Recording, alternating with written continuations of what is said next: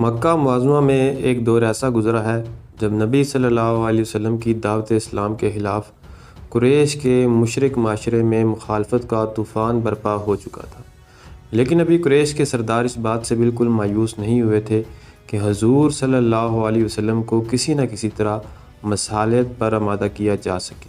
اس لیے وقتاً فوقتاً وہ آپ کے پاس مصالحت کی مختلف تجاویز لے کر آتے رہتے تھے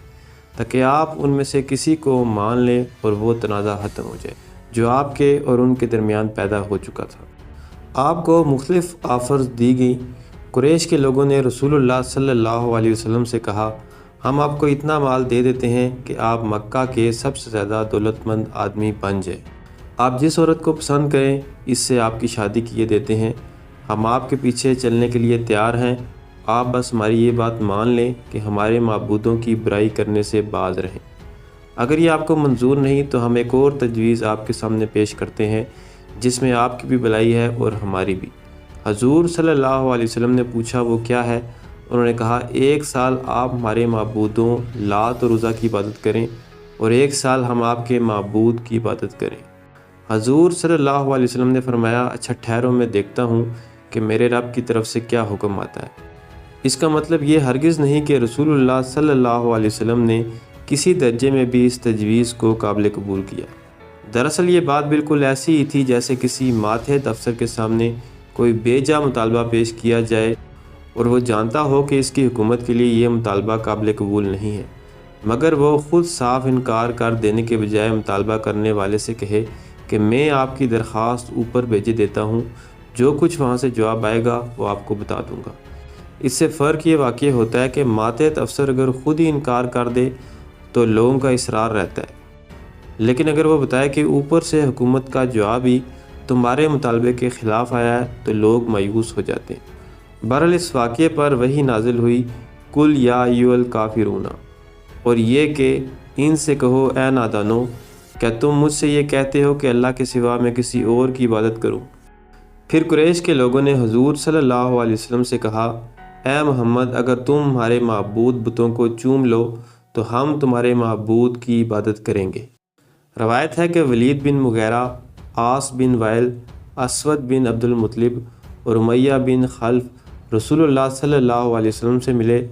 اور آپ سے کہا، اے محمد، آؤ ہم تمہارے معبود کی عبادت کرتے ہیں اور تم ہمارے معبودوں کی عبادت کرو اور ہم اپنے سارے کاموں میں تمہیں شریک کیے لیتے ہیں۔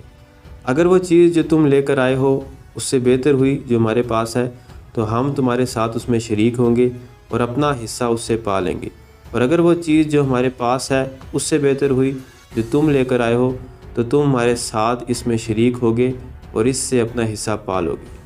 اسی طرح قریش کے لوگوں نے رسول اللہ صلی اللہ علیہ وسلم سے کہا،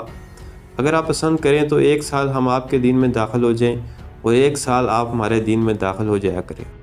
ایک مرتبہ ایک ہی مجلس میں نہیں بلکہ مختلف اوقات میں مختلف مواقعوں پر کفار نے حضور صلی اللہ علیہ وسلم کے سامنے اس قسم کی تجاویز پیش کی تھی۔ اس بات کی ضرورت تھی کہ ایک دفعہ 2 ٹوک جواب دے کر ان کی اس امید کو ہمیشہ کے لیے ختم کر دیا جائے کہ رسول اللہ صلی اللہ علیہ وسلم دین کے معاملے میں کچھ دو اور کچھ لو کے طریقے پر ان سے کوئی مصالحت کریں گے۔ موضوع اور مضمون اس پس منظر کو نگاہ میں رکھ کر دیکھا جائے تو معلوم ہوتا ہے کہ یہ صورت مذہبی رواداری کی تلقین کے لیے نازل نہیں ہوئی تھی جیسا کہ آج کل کے بعض لوگ خیال کرتے ہیں، بلکہ اس لیے نازل ہوئی تھی کہ کفار کے دین اور ان کی پوجا پاٹ اور ان کے معبودوں سے قطعی برات، بیزاری اور لا تعلقی کا اعلان کر دیا جائے اور انہیں بتا دیا جائے کہ دین کفر اور دین اسلام ایک دوسرے سے بالکل الگ ہے۔ ان کے باہم مل جانے کا سرے سے کوئی سوال ہی پیدا نہیں ہوتا۔ یہ بات اگرچہ ابتداً قریش کے کفار کو مخاطب کر کے ان کی تجاویز مصالحت کے جواب میں کہی گئی تھی، لیکن یہ انہی تک محدود نہیں ہے بلکہ اسے قرآن میں درج کر کے تمام مسلمانوں کو قیامت تک کے لیے یہ تعلیم دے دی گئی ہے کہ دین کفر جس شکل میں بھی ہے ان کو اس سے قول اور عمل میں برات کا اظہار کرنا چاہیے اور بلا رعایت کہہ دینا چاہیے کہ دین کے معاملے میں وہ کافروں سے کسی قسم کی مصالحت نہیں کر سکتے۔